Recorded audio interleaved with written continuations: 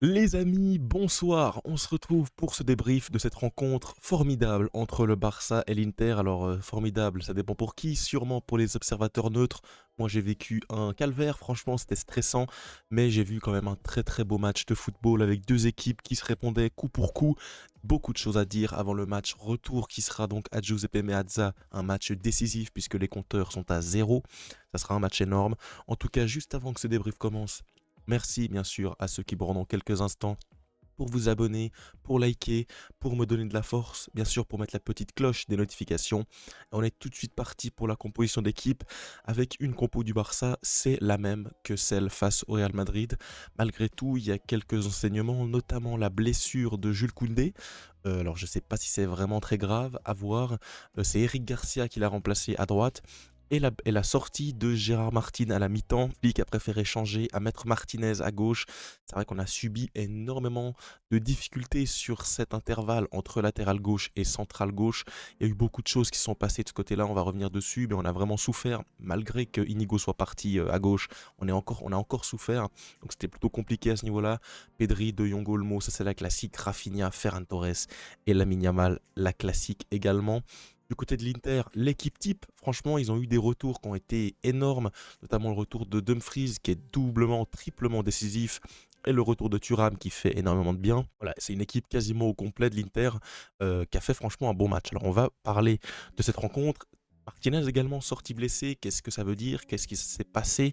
Pas tellement d'infos bien sûr, mais sorti à la mi-temps, on l'a vu un petit peu sonner après un contact, à voir ce qui va se passer dans les prochains jours, je serai bien sûr très attentif.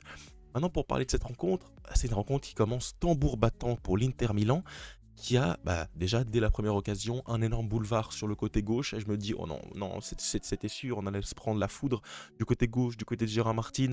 Et bien sûr, ça ne manque pas, on prend ce but en match énorme de Marcus Thuram sur un petit déséquilibre parce qu'il est quand même vachement seul dans cette zone. C'est Martinez qui glisse, qui donc est un peu loin pour intervenir. Il se fait avoir parfaitement sur ce coup-là, il n'y a rien à faire pour Chesney. Et là, franchement, ouais, on est clairement douché, on a du mal à s'en remettre, les 20 premières minutes sont vraiment pas bonnes. Et puis, tu as ce corner dans un moment où on se relançait légèrement, on avait de plus en plus d'occasions, on sentait un Lamine Yamal qui montait en température, jusqu'à ce corner finalement. Et là, tu prends le deuxième but sur coup de pied arrêté, Denzel Dumfries qui vient te mettre cette reprise dans la surface. C'est très bien joué. Bien évidemment, il y a du laxisme. On est désastreux sur coup de pied arrêté. On prend deux buts sur coup de pied arrêté. C'est beaucoup trop. C'est beaucoup trop. On est défaillant, notamment dans les coups de pied arrêtés défensifs, clairement. Maintenant, voilà, faut faire avec. Tu encaisses deux buts, t'es mené 2-0. Et là, ce que j'ai beaucoup aimé, c'est cette fin de deuxième mi-temps, la deuxième partie de deuxième mi-temps, où là, voilà, l'Inter est totalement submergé, le Barça retrouve un vrai niveau, retrouve un milieu de terrain qui prend l'ascendant sur celui de l'Inter, retrouve une possession défensive, retrouve des éléments qui percutent devant. Il y a des relais entre les lignes, Dani Olmo, Lamine Yamal. Il y a un Lamine Yamal qui est en feu absolu. Il met la misère totale à Di Marco. J'ai rarement vu ça. Enfin, en fait, littéralement, le système, c'était donnons la balle à Lamine Yamal, 17 ans, et il va nous faire des misères. Il a fait des misères, il a fait des centres. Il a fait un but qui est magistral, qui nous remet tout de suite dans le coup, dès la 24e. Un but très très important parce qu'on aurait pu cogiter, on aurait pu buter sur cette défense. Le but est extrêmement important. Derrière, il enclenche une vraie belle dynamique jusqu'à ce deuxième but, l'égalisation de Ferran Torres sur un mouvement encore une fois magnifique sur cette passe, l'obéi de Pedri pour Rafinha, belle reprise de Rafinha qui met ce beau petit caviar pour Ferran Torres qui est bien placé, c'est quand même important de le dire. Et là, franchement, tu es sur une situation où tu te dis, tu vas peut-être pouvoir mettre le troisième avant la mi-temps, tu as des grosses occasions, tu as un énorme arrêt de Yann Sommer sur une frappe de Lamine Yamal où il est quasiment à angle fermé, mais il frappe. Et heureusement qu'Yann Sommer la touche pour l'Inter parce qu'il la dévie en gros sur sa barre, sinon ça faisait but, clairement. Donc heureusement pour les Interistes, Yann Sommer fait ce bel arrêt. Maintenant, tu arrives à la mi-temps. Bon, il y a 2-2, tu as quand même subi énormément de choses. Tu te dis quand même heureusement d'avoir survécu à cette tempête, heureusement d'être revenu de 2-0 à 2-2.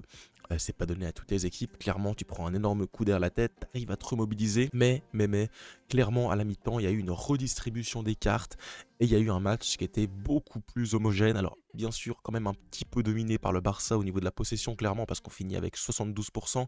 Mais on était sur un Inter beaucoup moins bas. En première mi-temps, ils étaient vraiment plus bas, hein, en fin de première mi-temps. Là, ils étaient clairement dans un bloc, allez, médian bas. C'était un bloc qui nous posait problème parce qu'on n'arrivait pas tellement à poser notre jeu, parce qu'en fait, ils n'étaient pas totalement bas, donc on devait quand même les affronter, notamment au milieu de terrain, sur les côtés, etc. Et puis, c'était un Inter Milan qui était vraiment, vraiment apte à partir en contre, notamment dans le dos de l'arrière gauche qui était Inigo Martinez, dans le dos de Eric Garcia, même au centre. On a vu Marcus Thuram à plusieurs reprises prendre l'espace entre les deux centraux. Et là, vraiment, tu étais sur un Inter Milan qui a été extrêmement dangereux. Il marque du reste ce but sur une situation de la sorte, hein. Ils obtiennent un corner sur un très bon retour de Araujo, corner et but. De nouveau, le corner très très mal joué, très mal défendu. C'est Olmo qui défend sur Dumfries, un des meilleurs joueurs de la tête au monde. C'est pas normal, c'est pas normal. Dumfries, on le sait que c'est un énorme buteur, un énorme gars de la tête. Il est très bon, même moi je le sais. Donc pourquoi est-ce qu'au Barça, on met Olmo sur lui? C'est compliqué à comprendre. Malgré tout, tu réagis à nouveau très très vite sur une frappe monumentale de Rafinha. Ça fait latte. On a de la chance d'eau de Yann Sommer qui finit dans sa propre cage, donc ça fait autogol, mais bon, c'est techniquement un but quand même de Rafinha, hein, dans l'esprit. Et puis au final, tu as cette fin de match, il n'y a pas d'occasion très très nette, il y a la barre de Lamine Yamal, mais c'est un peu chanceux parce que j'ai l'impression qu'il loupe sa frappe, ça retombe. T'aurais pu marquer, mais t'aurais pu également encaisser le quatrième sur une action très très dangereuse et un hors-jeu qui se joue à rien. Franchement, moi, de mon salon, je me disais qu'il n'y avait pas hors-jeu. J'ai vu le ralenti et je me suis dit, Inigo coupe avec son genou. Heureusement, heureusement, parce que ce but aurait pu coûter quand même très cher. Heureusement, heureusement, il y a le petit pied du joueur napolitain qui dépasse, enfin du joueur milanais, pardon. Donc heureusement, et finalement, voilà, on commence à faire rentrer des Christensen, sortir des Pedri, pour finalement, entre guillemets, se contenter de ce 3 partout. Forcément, tu aurais pu jouer le 4-3 à la fin.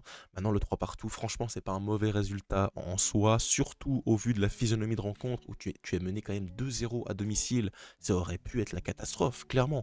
Donc, on est franchement bien revenu dans cette rencontre avec, au niveau des statistiques, des stats qui sont favorables, qui nous sont favorables. Et c'est là où tu vois, moi, ce qui m'a dérangé, c'est l'extrême friabilité de ce Barça. 3 tirs cadrés, 3 buts concédés.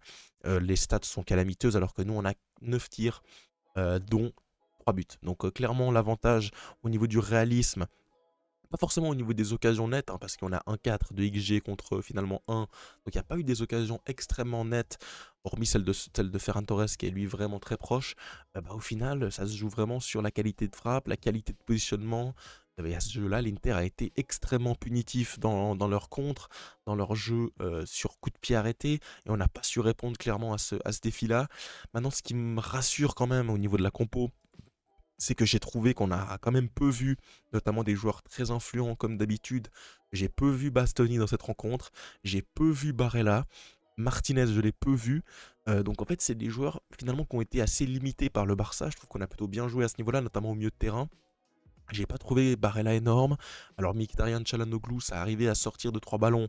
Mais j'ai quand même l'impression que le milieu du Barça était au-dessus de ce milieu milanais. Par contre, là où vraiment je vais commencer à avoir de gros doutes, c'est que si Baldé ne revient pas pour le match retour, avoir un côté Dumfries avec un Marcus Thuram ou un Martinez qui attaque dans le dos de cette ligne à gauche, ça va faire extrêmement mal et ça fait très mal parce que Dumfries clairement sort un match immense. Il a fait mal, que ce soit défensivement ou offensivement. Bissek sort également un match très solide. Sommer au cage fait 2-3 interventions déterminantes. Alors oui, il met son autogol, donc ça baisse sa note, mais franchement, je trouve qu'il fait un vrai bon match. De l'autre côté, Di Marco, lui, a vraiment été en difficulté par rapport à Lamine Yamal qui a été gigantesque. Notre salut peut passer par là. Ça peut passer par là parce que j'ai vraiment trouvé Bastoni et Di Marco, même Mkhitaryan qui devait venir des fois à 3 pour défendre sur Lamine Yamal dans cette position, et Lamine Yamal arrivait parfois à passer. Donc ça, c'est complètement dingue. Maintenant, ouais, j'ai pas été rassuré par ce trident défensif. Alors Koubarsi fait des interventions, Martinez il doit jouer à 2 postes, c'est compliqué. Chesney fait quand même 0 arrêt, il prend 3 tirs, 3 buts, c'est quand même compliqué.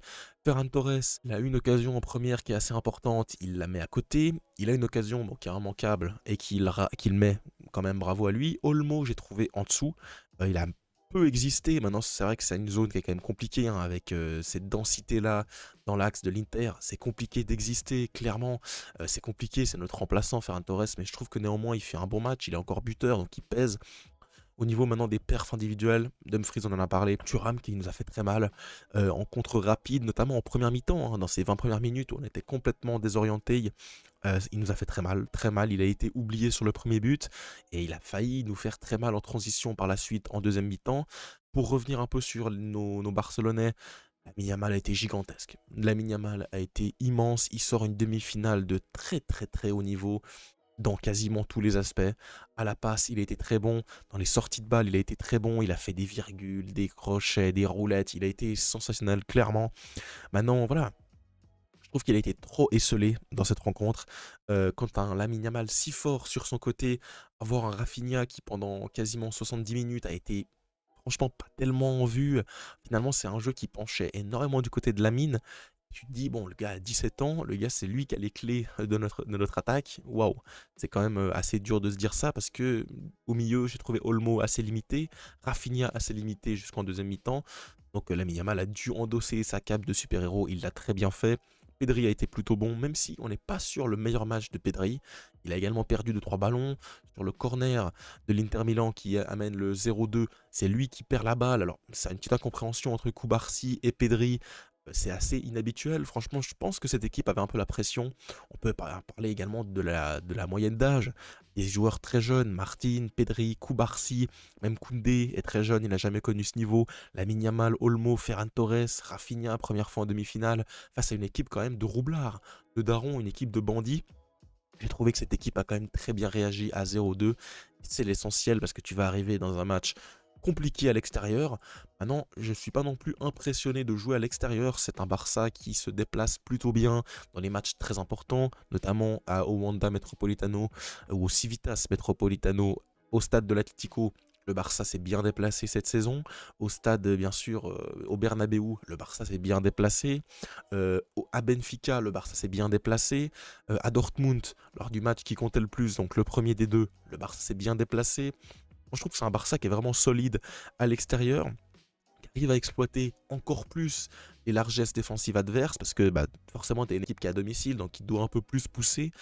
Ça sera un match très intéressant. Ce sera un match très intéressant à voir l'état de situation, l'état bien sûr physique de Koundé, de Martinez et de Baldé, notre ami qui pourrait revenir ici. Je pense pas que Martin sera reconduit dans tous les cas, donc je pense que ça sera soit Inigo Martinez à gauche, soit Baldé. J'espère vraiment que ce soit Baldé. Franchement, ça serait un gros retour, énorme retour, parce que ce côté gauche a vraiment besoin de sa vitesse, notamment pour revenir derrière. Ça a été compliqué, on s'est fait avoir à plusieurs reprises. Nous les amis, c'est tout pour cette vidéo. On se retrouve quand même demain pour une analyse. On va revenir un petit peu à froid si j'ai des éléments que j'ai un peu oubliés. Revenir sur les conséquences de ce résultat. Ça sera demain dans une vidéo à 16 h. Pour bien sûr ne pas la rater, merci de mettre la cloche les amis, comme ça vous êtes avertis. Et bien sûr de vous abonner. Et nous on se retrouve très vite pour de nouvelles vidéos. N'hésitez pas à me donner également vos avis dans les commentaires. On se retrouve juste en dessous. Ciao et Visca Barça.